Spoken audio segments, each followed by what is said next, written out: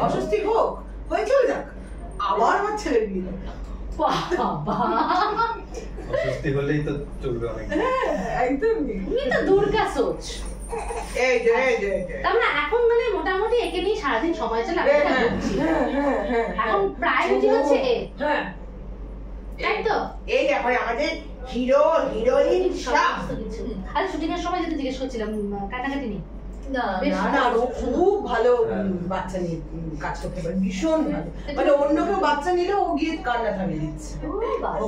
মা বাচ্চা বন্ডিং মানে খুব না, এর আগে ছোট হয়েছে, কিন্তু জয়দীপদা এখন মানে অন্য কারো শটে ধরো কাঁদছে, বাবার কাছে শট, তুই নিয়ে নে আই সিনাকে নিয়ে নে, আমি বলে সিনে ডায়লগ নেই, আমি মা কাঁদে না এরকম করে ওকে কিছু একটা করতে হয়।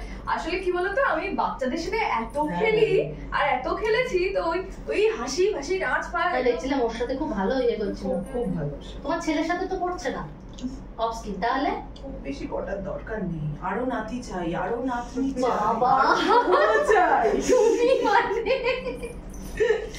অসাধারণ, এরকম মা সত্যি পাবে বলো? ফুলের মতো পাবে, এরকম ফুলের মতো।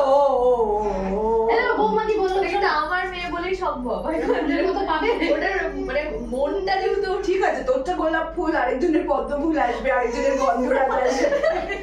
এত কিছু ভালো দেখো সহ্য করতে পারছে। আপনার ভাগ্য পছন্দ হয় বলেছে না, এই মাই থাকবে, এই বাবাই থাকবে। হ্যাঁ সব হচ্ছে, মুখে না বাবা, মুখে না না কি হাসি, খুব মিশবে। যাক এরকমই থাকো, আনন্দ করতে থাকো, মজা করতে থাকো, আর তুমি দুষ্টুমি করতে থাকো। সিমরান কি ফোন দিয়ে আটো? কি চলবে অনেক এখন? কি কি চলছে না চলছে বলো দর্শক।